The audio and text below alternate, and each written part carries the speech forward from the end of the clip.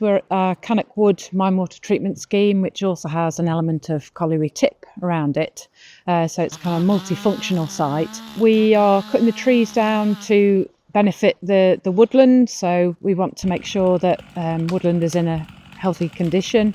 We're also cutting the trees down to enable light to come into a certain part of the woodland, which should allow one of the snake species that we have in the UK, adders, to move through that open area in the woodland. So we're creating these habitat piles behind me, which hopefully will allow them to kind of rest in places so that they can kind of advance through the landscape and spread out.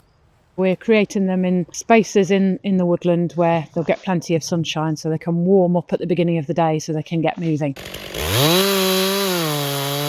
Adders are a protected species. Their numbers aren't that great. So where we've got them in places like Cannock Chase, we should be trying to manage habitats to make them more welcome.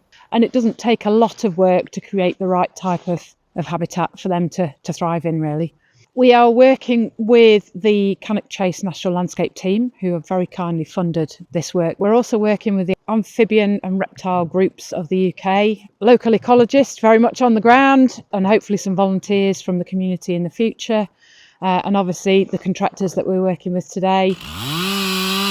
We've just recently completed habitat surveys on 65 of our mine water treatment schemes, and we've done over 20 of our tip sites as well. So we're gathering a really good baseline of data on the habitat types that we have across our land holding, and also what ecological condition those habitats are in as well, which is really important.